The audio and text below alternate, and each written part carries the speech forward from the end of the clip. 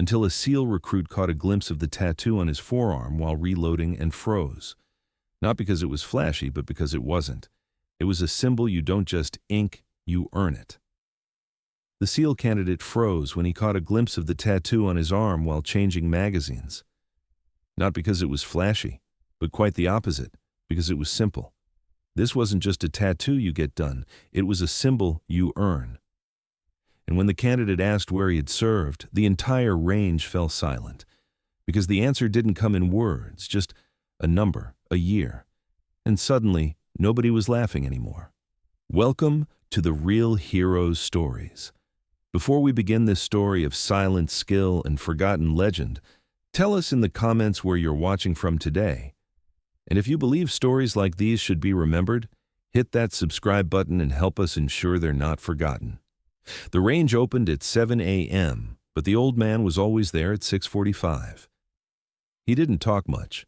He would sign the logbook at the reception desk with slow, careful handwriting. Just his last name. Martin. No rank, no greeting, no "how are you?" Just a nod to the man behind the counter.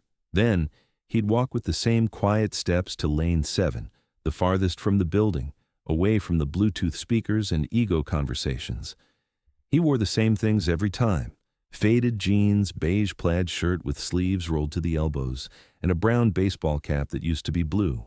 No patches, no slogans.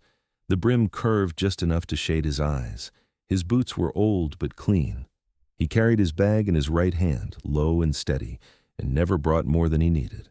Just a single pistol case, one box of .45 caliber ammunition, and an old thermos that never left his side. The regulars called him Gramps or the Old Man, and half of them figured he was just a retired truck driver with a pension and time to kill. They'd make jokes about how he only brought one target and always left after exactly 30 rounds.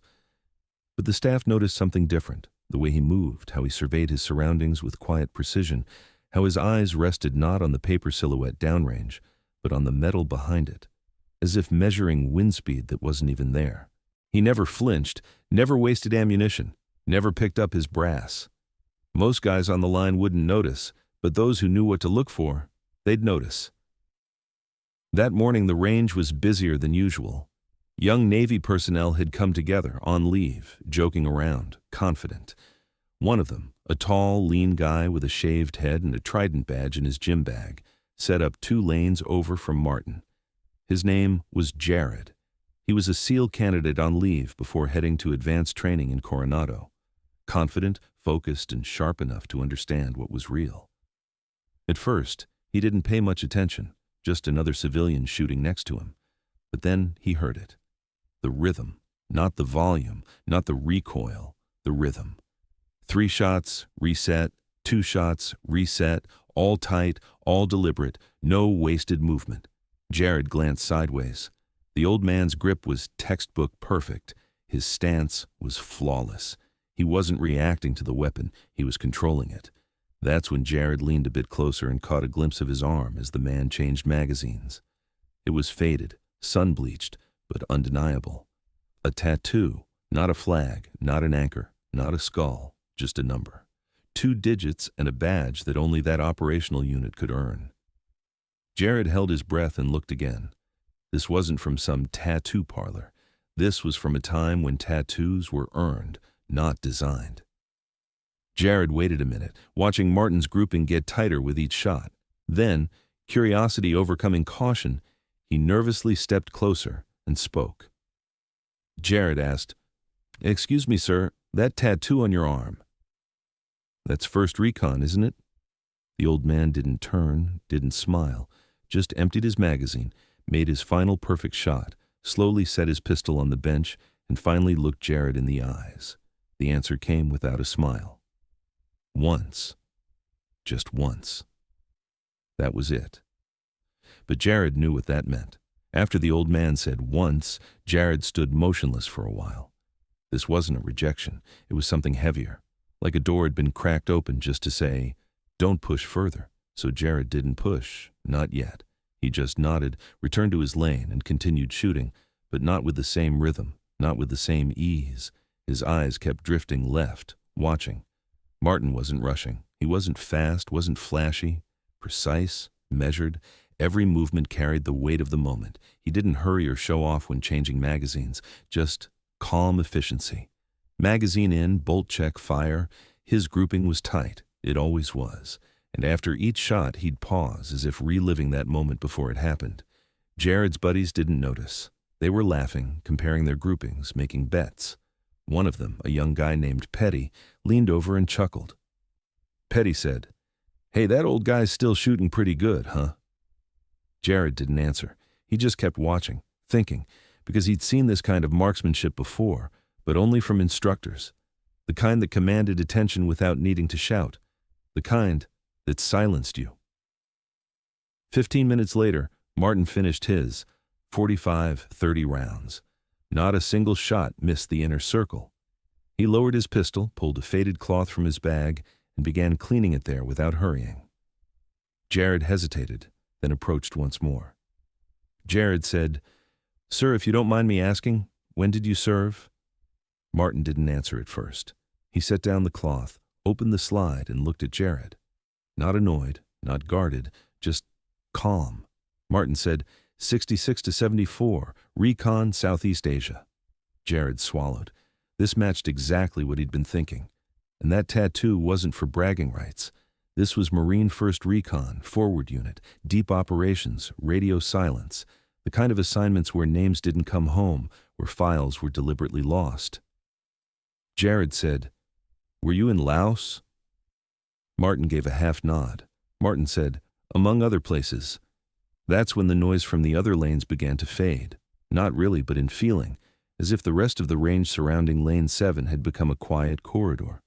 Even the jokes behind them softened. A few of the young guys had noticed Jared's body language. One or two started watching from a distance. Jared said, "Did you ever train with SEALs?" Martin allowed himself the faintest smile.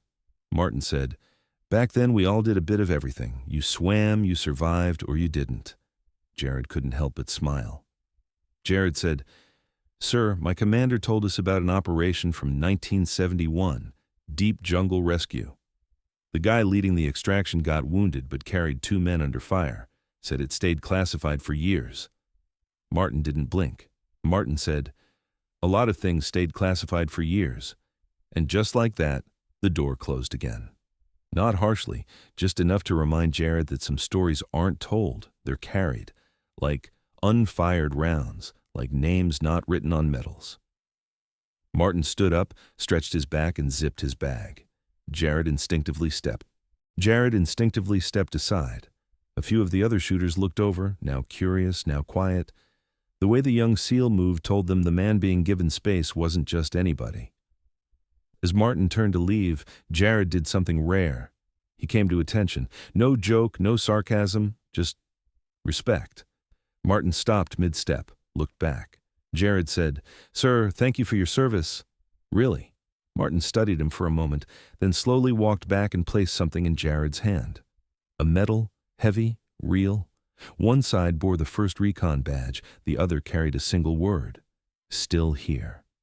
Then he leaned in, his voice low. Martin said, "You'll understand when it's time to stay quiet. Until then, earn it." And then he walked away. No salute, no handshake, just a man disappearing into the morning sun, leaving behind a silence that spoke louder than any story he could have told. Martin was gone before most people noticed. No goodbye, no nod. He just grabbed his bag, thermos under one arm, and vanished into the morning sun like he was done with himself. Jared stood there for a long time, the weight of the medal still in his palm, his brain spinning faster than his pulse. He'd seen guys trying to fake heroism, posers with stolen badges and made-up patches carrying fake valor. This was something completely different. The medal wasn't decorative. It wasn't mass-produced. It was the kind that wasn't supposed to exist in the first place. One of his buddies called from a few lanes down. "Yo, Jared, you okay?" He didn't answer at first. Then he slowly turned and walked toward them, holding out the medal without a word. They were expecting a joke, another smart comment, but the moment they saw the badge, they fell silent. Petty said, "Recon, old school, Vietnam era. This is real." Jared nodded. Another guy asked, "Who gave it to you?" Jared's eyes swept the empty lane where Martin had stood. "That guy you all ignored? The one you laughed about? That was Staff Sergeant Thomas Martin." None of them replied. They didn't need to. The silence in their throats said more than words. Jared walked back to the front desk, holding the medal like a sacred object. The guy behind the counter was sipping coffee and looking at his phone. He looked up casually. Receptionist said, "Everything okay?" Jared gently placed the medal on the counter. Jared said, "Do you know this man?" The clerk squinted. Receptionist said, "The old guy in lane 7? Jared nodded. Receptionist said, "T. Martin. Been a member about 10 years. Never missed a payment. No credit card, just cash. No email either. Completely old school." He paused. "Wow. Says here he's marked for no name publication for recognition, activity, or honors. That's rare." Jared leaned in and asked, "Do you know why?" The clerk shrugged. "Number."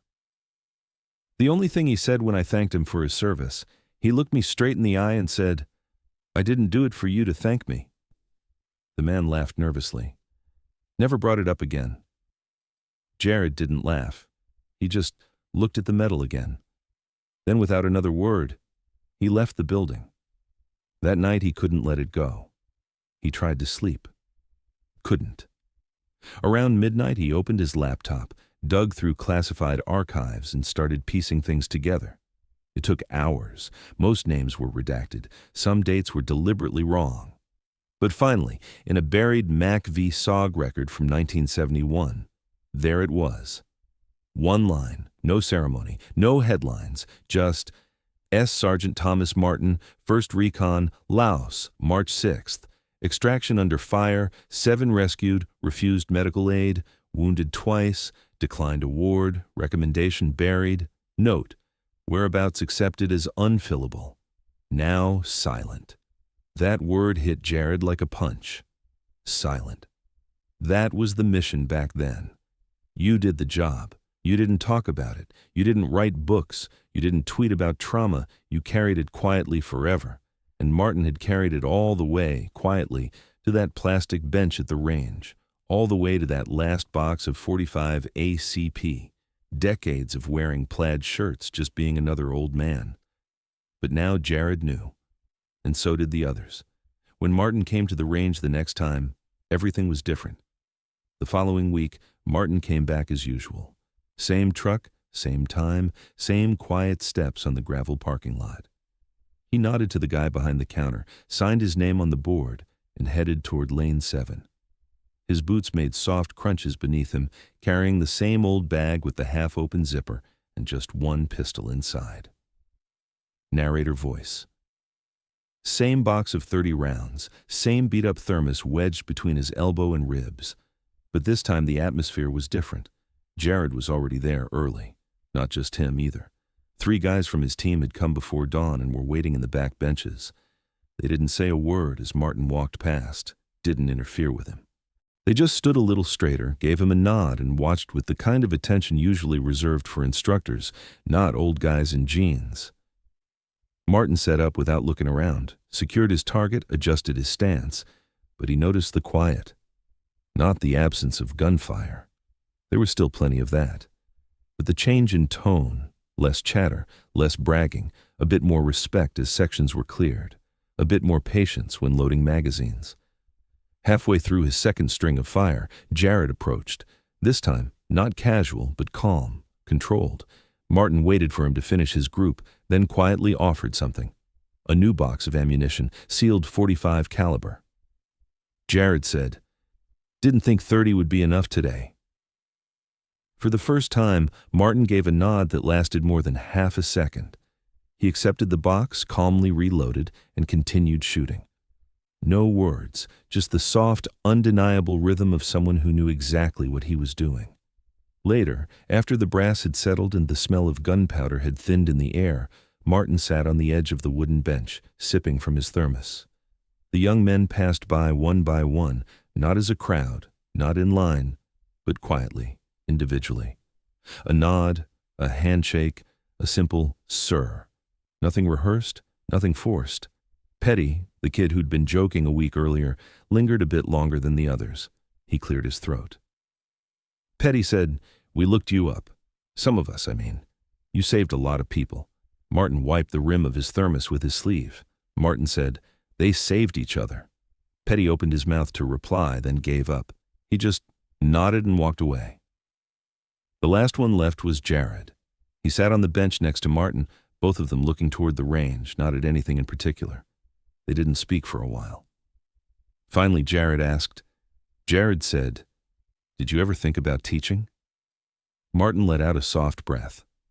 Martin said, "Spent 30 years trying to forget everything I taught." Jared said, "But some of us need to remember." Martin didn't answer right away. He took another sip. The sky had turned a deeper blue, sunlight catching the fine dust in the air. Finally, he turned slightly and said, Martin said, "You don't teach this, you absorb it, quietly, over time." Jared nodded. Jared said, "That's why I'm still listening."